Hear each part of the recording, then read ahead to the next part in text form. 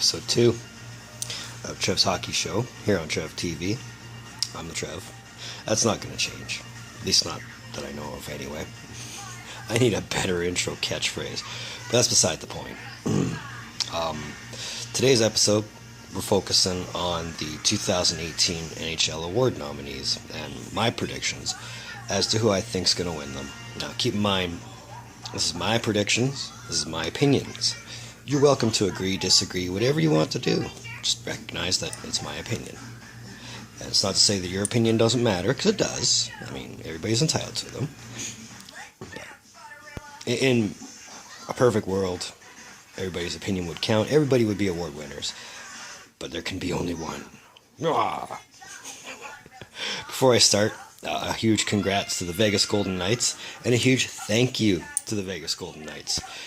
This, essentially, what they've done this year, yesterday, they beat the Winnipeg Jets to advance to the Cup. What they've done in their first year sets the model for expansion teams. I mean, in my time, this is the 10th expansion team I've seen. And the marker for most expansion teams was, first season's always a dud, then they're going to improve from there. Not these guys. So, when the Board of Governors meets in June, and this is totally thinking in the future, when they announce that, we want Seattle on board and give them the same kind of expansion draft rules, which I imagine they will. I don't imagine much will deviate from the plan. I don't think Vegas will be exposed to it, but that's okay.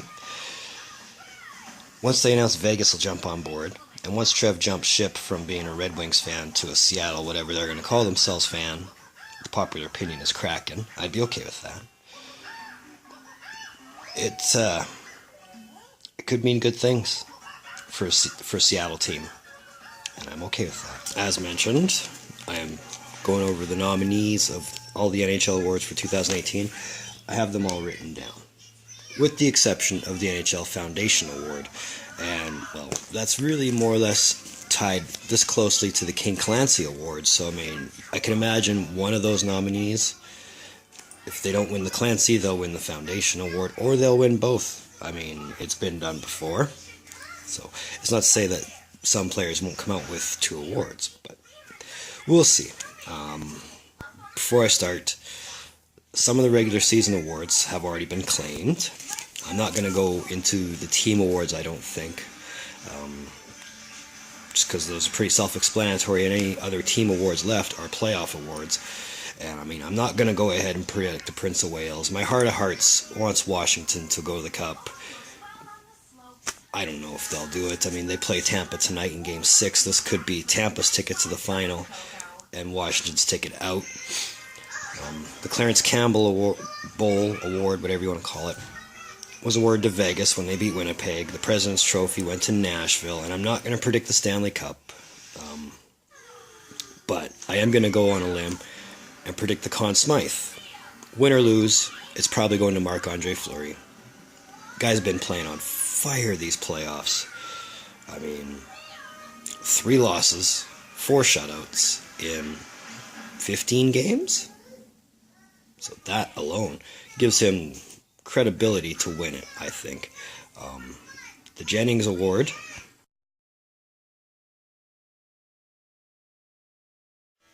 which is awarded to the goaltender or goaltenders having played a minimum of 25 games for the team with the fewest goals scored against in the regular season, was handed out to Jonathan Quick of the LA Kings.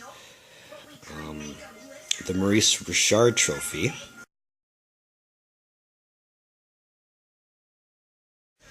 which is awarded to the top goal scorer in the regular season. That's going to Ovi, because Ovi is a scoring machine. I think this is his 7th or 8th Rashard Award. Might as well just give it to him, right? Because he always scores a lot of goals. And the Art Ross Trophy,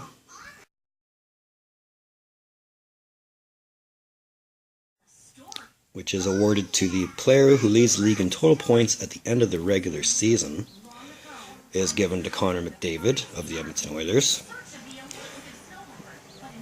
I imagine a lot of Oilers fans are pissed off that he wasn't named for the Hart Trophy, and I'll get into that once I get to the Hart Trophy. I mean, I'm glad he's not. As an Edmontonian who's not an Oilers fan, I'm happy McDavid's not winning the Hart. But, like I said, I'll get into that. Now, I don't have these written in any particular order. I didn't write them all down the day they were all announced. So I am doing this in no particular order. But if I'm going to start somewhere, let's start with the last set of nominees they announced, the NHL General Manager of the Year Award.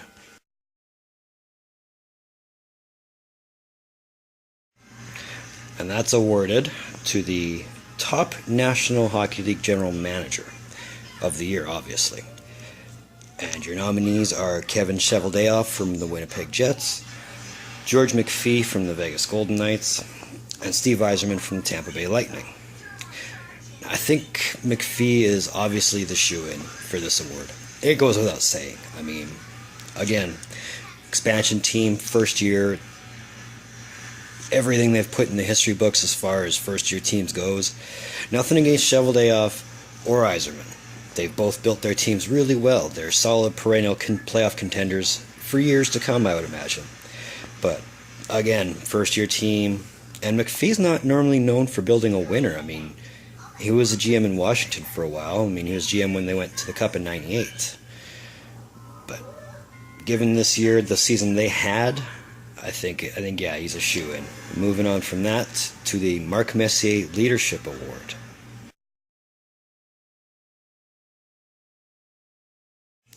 Which is awarded by Marc Messier himself to the player who exemplifies great leadership qualities to his team on and off the ice during the regular season. And your nominees here are Derek Engelland from Vegas, Wayne Simmons from the Philadelphia Flyers, and Blake Wheeler from the Winnipeg Jets. Ironically enough, two of the nominees here aren't even captains. Normally this award goes to captains, and there's only one captain in the nominee list. Not that Wheeler's going to win it, because he's not. This one, I think, is also going to go to Vegas and over to Derek Engelland. And the reason I say that is because I think of Game 1 Vegas had between the Dallas Stars. It was just after the Vegas shootings, and he gave his little speech and whatever else, and we are Vegas strong. And that pretty much set the tone, I think, for him as a team leader and possibly the season they had. It's not to say that England is the sole reason they are where they are. That's Fleury. But as far as being a leader goes, yeah, he set a really good tone on that one. From there, moving on to the NHL Foundation Player Award.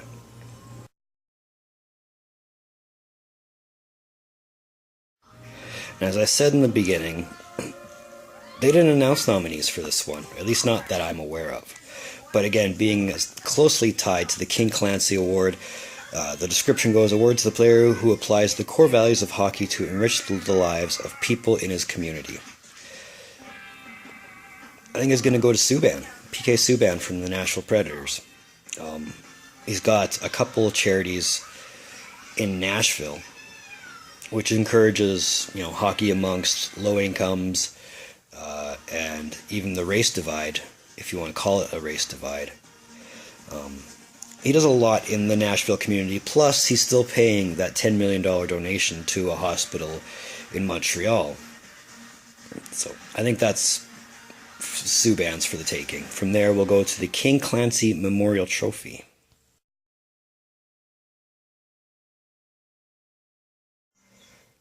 Which is awarded to the player who best exemplifies leadership qualities on and off the ice and has made a noteworthy humanitarian contribution in his community. And instead of 3 nominees, we have 4 nominees this year. And here's where my prediction is going to come in different. You got both the Sedins, Daniel and Henrik Sedin from the Vancouver Canucks, PK Subban from the Nashville Predators, and Jason Zucker from the Minnesota Wild. I think the reason they won't give this one to Subban is because the Sedins have announced their retirement. And usually, I've seen this a couple times. The last one that comes to mind was Gretzky in '99 when he retired. They like to give superstars a nice little token on the way out, and I think the Sedin twins, Daniel and Henrik Sedin, are going home with one of these each. Mostly because of their involvement in the Vancouver community. They have a couple of charities in Vancouver that I'm sure they're still going to oversee post-retirement. And yeah, it's a nice little, hey, thanks for coming playing for the last 18, 19 years, however long they were playing. Here's a trophy on the way out. Enjoy. That's my thought. Moving on to the Frank J. Selke Trophy.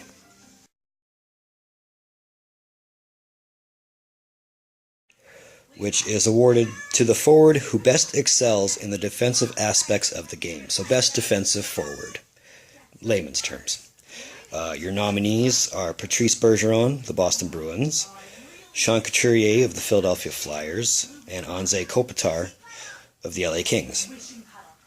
You can make an argument for either one of these, I think, because history books are being rewritten quite a bit this year. They're going to do it with this one too and give Bergeron his 5th. Now, the record, obviously, is Bob Gainey having 4 of these trophies. But I think they're just going to, not so much to stick it to him, but just to say, it's something that can evolve and be given to modern players. And Bergeron winning his 5th, it'll be a nice modern bit of history, if you want to call it that. That's just my take. Moving on to the Jack Adams Award.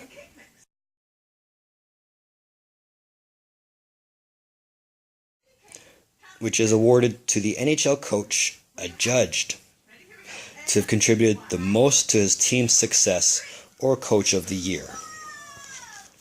Your nominees here are Jared Bednar of the Colorado Avalanche, Bruce Cassidy of the Boston Bruins, and Gerard Gallant from the Vegas Golden Knights. By statistics alone, you could give it to Bednar. He took Colorado from a team who had just lost their coach 3 weeks before training camp started and had to learn a completely new system on the fly, finished dead last the year before, to a team that became playoff contenders. You could, but they're probably not gonna. Again, sticking with the Vegas theme, they're probably going to give it to Gallant, and I hate to sound like the guys all over the net who are trolling the Florida Panthers right now for firing a coach on a loss, on a road trip, and sending him home in a taxi to a guy who's going to the Stanley Cup Finals. But that's exactly what it is. And again, first-year team, they weren't given much expectations. They weren't given much credibility. They weren't even given much chance. Gallant got these guys to buy into the system. Whether it was the same system he used in Florida, in Columbus, it worked. And it could have been because of the supporting cast as well. You had Fleury, you had Marchessault, you had James Neal, you had William Karlsson, Derek Engelland. They all bought in, and that's why I think they're going to give it to Gallant. Moving on to the Ted Lindsay Award.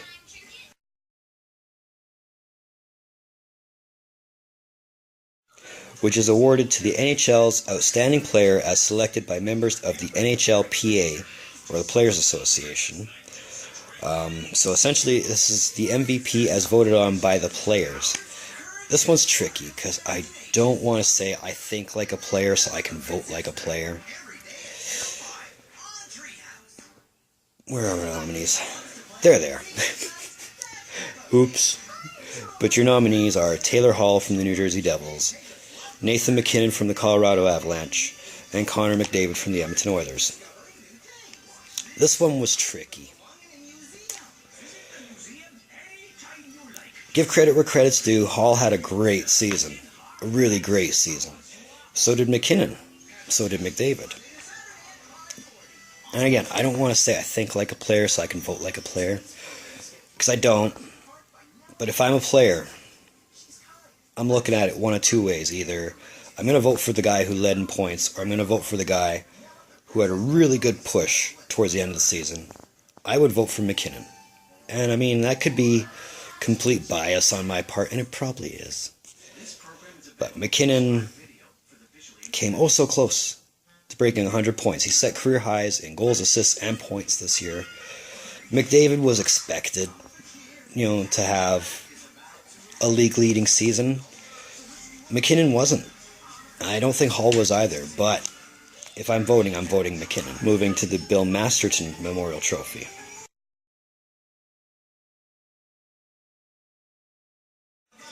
Which is awarded to the player who best exemplifies the qualities of perseverance, sportsmanship, and dedication to hockey.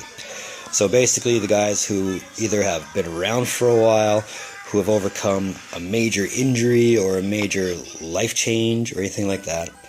Your nominees are Brian Boyle from the New Jersey Devils, Roberto Luongo from the Florida Panthers, and Jordan Staal from the Carolina Hurricanes. Staal could deserve this one, if anybody deserves an award for him for dedication and sportsmanship and perseverance, based on the misadventures him and his wife had with their child. Luongo, I think, is only nominated because he's been in the league for 50 years. Not nearly as long as Jagger. I think Jagger's been around forever. Brian Boyle, I believe it was some kind of cancer or some kind of illness which almost prevented him from playing ever again. I think that's going to go to Boyle. I mean, they're all about the feel-good stories. I mean, if you're going to... my thing was, if you're going to nominate Jordan Staal, why not nominate Erik Karlsson? Same circumstance. But I could see where the difference would be.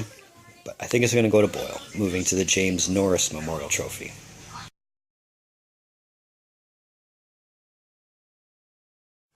Which is awarded to the defenseman who demonstrates throughout the season the greatest all-around ability in the position. And your nominees are Drew Doughty from the Los Angeles Kings, Victor Hedman from the Tampa Bay Lightning, and PK Subban from the Nashville Predators. At the beginning of the year, I was pushing for Hedman. I was. The guy is really coming into his own. He's developed quite nicely as a defenseman. Unfortunately for him, he got injured, which I think derailed all his momentum. Not necessarily saying he came back and had a terrible season after injury, but as far as being the Norris Trophy winner, I think that derailed his momentum, and I think it's going to go to Subban. Just because of his position on the blue line for Nashville. I mean, he wasn't alone in helping them get to the President's Trophy, first in the Central, and all that, but he was a big part of it. So I think it's going to go to Subban for the second time. Moving on to the Calder Memorial Trophy.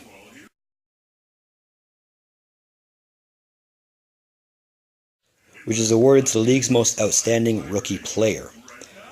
So, Rookie of the Year. Your nominees are Matthew Barzal from the New York Islanders, Brock Besser from the Vancouver Canucks, and Clayton Keller from the Arizona Coyotes. I wasn't sure who I wanted to pick on this one, because all three make a good claim for it. Barzal was in his top 3 in team scoring, I think. If I'm not mistaken, Besser led the team in scoring, as did Keller. But I think also what helped Brock Besser was he was also awarded the NHL All-Star Game MVP. So based on that, and the fact that he's a well-rounded player, they'll give it to Besser. Over to the Vezina Trophy.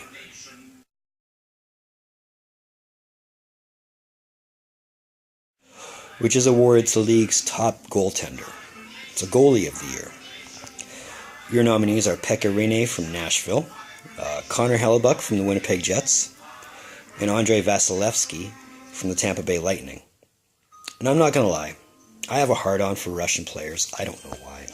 I think it's also a case of when I was learning about the game of hockey, Daddy always told me Russian hockey players play better. But I don't think it's going to Vasilevsky. I mean, the last couple years I've noticed it's gone to the statistically better goalie. And that's why I think they're going to give it to Rinne. Statistically, he had better numbers than Vasilevsky did. And again, the Subban arguments, the fact that he was a huge part of them winning the President's Trophy, I think it's going to go to Renee. The Lady Byng Memorial Trophy.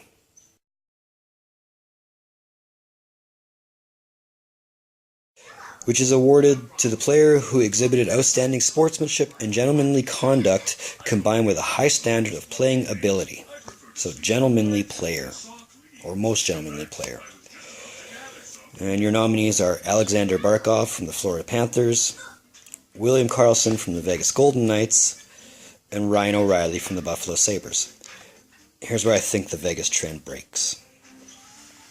You could make an argument for Karlsson. You really could. I mean, look at his numbers throughout the year. Led the team in scoring. I think he was just over or just under 80 points this year.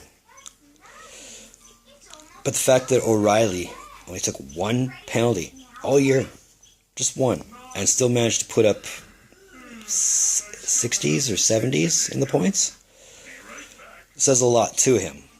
So this will be his second award. So it's going to go to O'Reilly, in my opinion. And finally, to the Hart Memorial Trophy.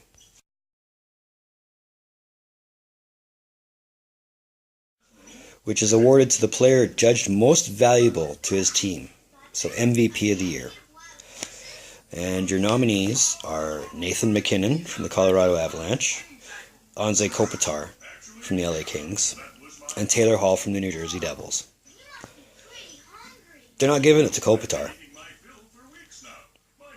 They might give it to Hall, but I think they're going to go with MacKinnon on this one. Again, the guy posted career bests all year. He was instrumental in their success, as much as it was. You know, even if it was only them losing to Nashville in the playoffs, these are regular season awards. So based on that, I mean, he was so close to 100 points. I think it's going to go to MacKinnon. Now, why wasn't McDavid nominated? One, does he need to be? And two, yeah, he led the league in points. Good for him. He didn't lead his team to the playoffs like he was supposed to do.